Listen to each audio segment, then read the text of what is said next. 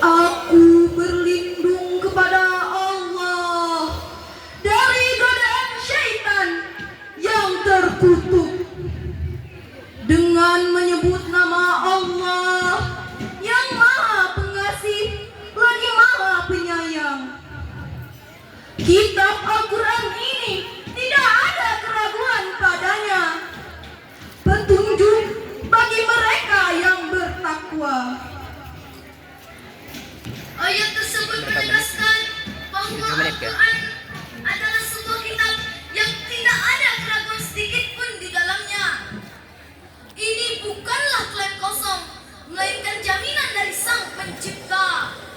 Di tengah maraknya berita hoax dan informasi palsu, Al-Quran hadir sebagai sumber kebenaran yang tak terbantahkan.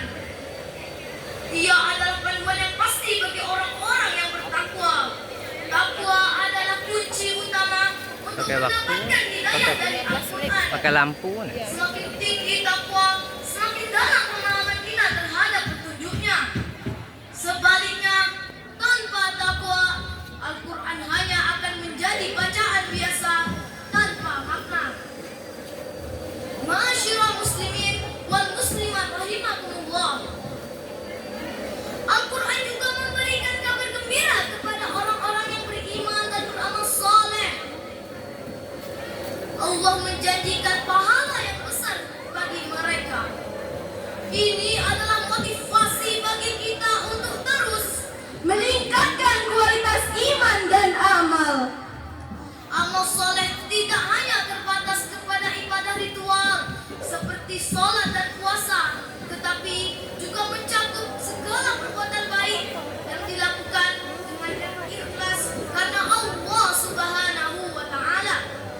Sebagaimana firman Allah dalam Al-Quran surah Al-Isra ayat 9 yang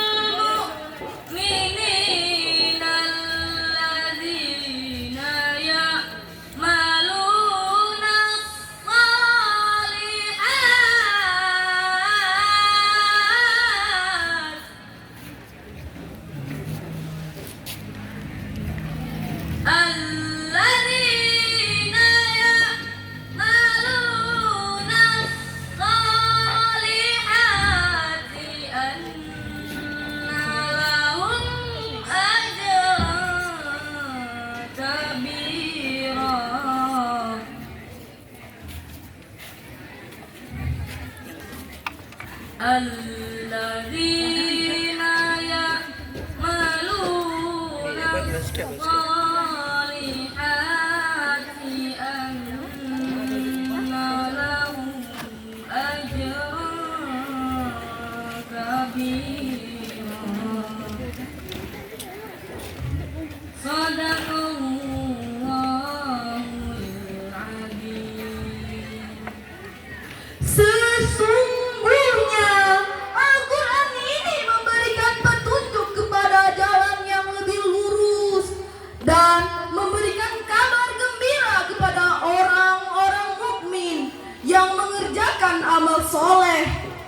bahwa bagi mereka ada pahala yang besar. Maha benar Allah dengan segala firman-Nya.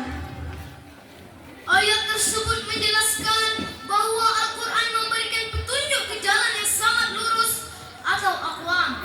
Kata aqwam mengandung makna yang sangat dalam, yaitu sangat lurus, sangat adil, dan sangat benar. Ini berarti Al-Quran bukanlah sekedar satu dari sekian banyak pilihan jalan hidup, melainkan satu-satunya jalan yang sempurna, dan ia Mengatur segala aspek kehidupan. dalam ibadah. Al-Quran membimbing kita untuk mengesahkan Allah Subhanahu wa Ta'ala dan menjalankan sholat, puasa, dan zakat dengan benar. Dalam muamalah, Al-Quran mengajarkan kita untuk berlaku jujur, adil, dan menjauhi perbuatan riba dalam setiap transaksi. Al-Quran menuntun kita untuk memiliki sifat-sifat mulia seperti sabar, pemaaf, dan kasih sayang. Oleh karena itu, dengan menjadikan Al-Quran sebagai pedoman, kita akan menemukan solusi untuk setiap permasalahan, baik dalam urusan pribadi maupun bermasyarakat. Rasulullah SAW bersabda, Taraktu fikum amrayni lan tadillu ma tamassaktum bihima, kitab Allah wa sunnata nabiyyi, rawahu Malik. Sesungguhnya telah aku tinggalkan untuk kalian dua perkara yang kalian tidak akan tersesat selamanya, selama kalian berpegang teguh kepada keduanya, yaitu kitabullah Al-Quran dan sunnah Rasulnya. Hadis riwayat Malik. Rasulullah SAW dalam hadisnya memberikan jaminan keselamatan kepada kita. Beliau meninggalkan dua pusaka yang tak ternilai harganya, yaitu Al-Quran dan sunnah. ibarat seorang musafir di padang pasir. Al-Quran adalah kompas yang menunjukkan arah, dan sunnah adalah peta yang menjelaskan detail-detail jalan.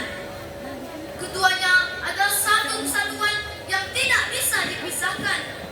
Tanpa hadis, kita tidak akan tahu bagaimana cara menjalani perintah Al-Quran dengan benar.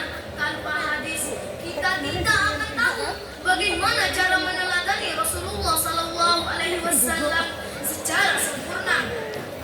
Oleh karena itu, berpegang teguh kepada keduanya adalah satu-satunya cara untuk Menghindari kesesatan di dunia dan mendapatkan kebahagiaan di akhirat.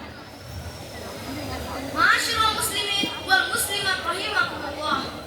Al-Quran bukanlah sekedar bacaan di bibir, melainkan petunjuk yang harus diresapi di dalam hati. Ia bukanlah sekedar pajangan, melainkan pedoman yang harus diaplikasikan dalam setiap langkah kehidupan.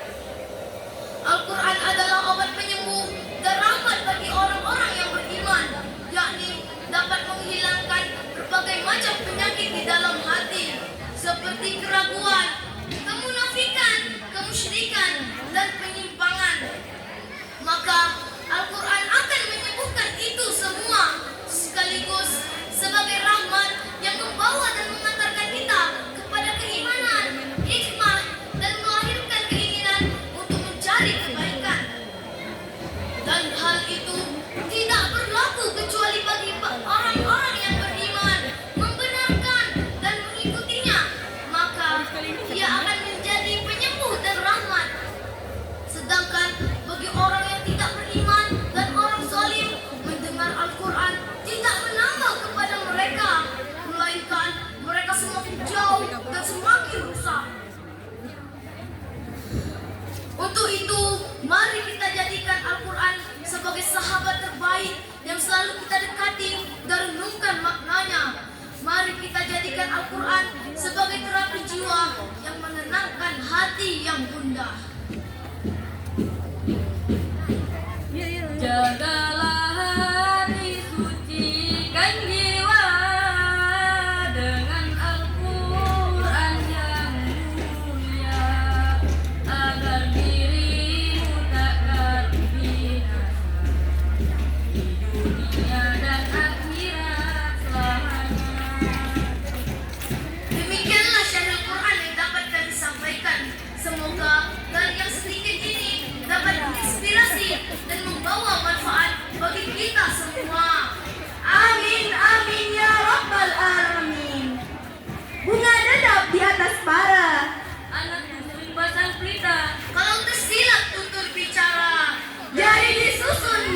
dipinta.